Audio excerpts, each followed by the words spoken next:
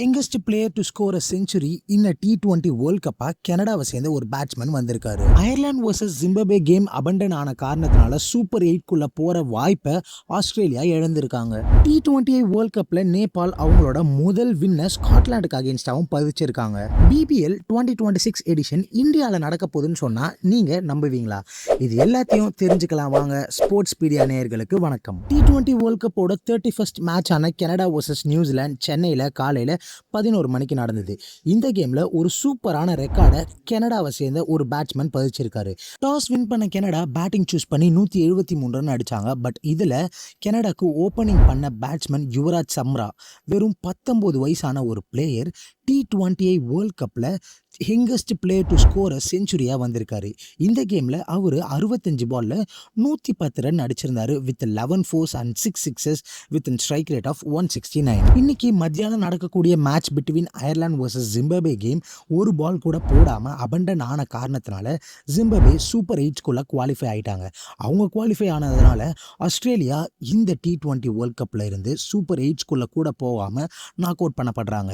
என்னதான் ஆஸ்திரேலியாவுக்கு இன்னும் ஒரு கேம் இருந்தாலும் அந்த கேமை வின் பண்ணா கூட ஜிம்பாப்வேவை தாண்டி அவங்களால போக முடியாது அப்படின்ற ஒரு ரீசனால ஆஸ்திரேலியா சூப்பர் 8ஓட சான்ஸை தவற விட்டுட்டாங்க. என்னதான் நேபாள் கடைசி 3-4 எடிஷனா T20 வேர்ல்ட் கப்ல அப்பியரன்ஸ் கொடுத்துட்டு இருந்தாலும் இன்னைக்கு தான் வேர்ல்ட் கப்ல அவங்களோட ஃபர்ஸ்ட் வின்னை பதிச்சிருக்காங்க அகெயின்ஸ்ட் ஸ்காட்லாந்து. டாஸை வின் பண்ண நேபாள் பவுலிங் சூஸ் பண்ணாங்க. ஸ்காட்லாந்து 170 ரன் அடிச்சிருந்தாங்க. நேபாள் 171 ரன்னை 19.2 ஓவர்லேயே சேஸ் பண்ணி அவங்களோட ஃபர்ஸ்ட் விக்டரியும் பதிச்சிருக்காங்க.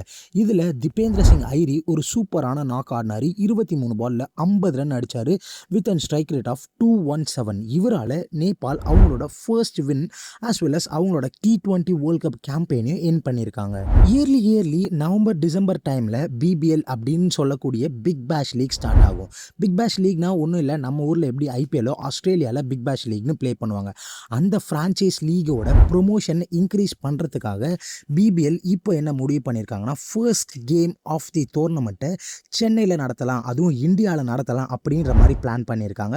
BCCIக்கு அவங்க ரெக்வஸ்ட்மே கொடுத்துருக்காங்க. பட் இன்னும் BCCI அப்ரூவல் கொடுக்கல. BBL இந்தியாவில் நடத்தணும் அப்படின்னு சொல்கிறதுக்கான ரீசன் என்னவா இருக்குன்னு பார்த்தீங்கன்னா மற்ற எல்லா T20 ஃப்ரான்ச்சைஸ் லீக்ஸ்லையுமே இந்தியாவை சேர்ந்து ஏதாவது ஒரு ஃப்ரான்ச்சைஸ் போட்டி போட்டுட்ருக்காங்க. லைக் ஒரு SA20 இருந்தாலும் சரி, IL20 இருந்தாலும் சரி. பட் BBLல எந்த டீம்ஸுமே அந்த மாதிரி இல்லை அப்படின்றதுனால அவங்களோட வியூவர்ஷிப் இந்தியாவிலேருந்து ரொம்ப கம்மியாக இருக்குது.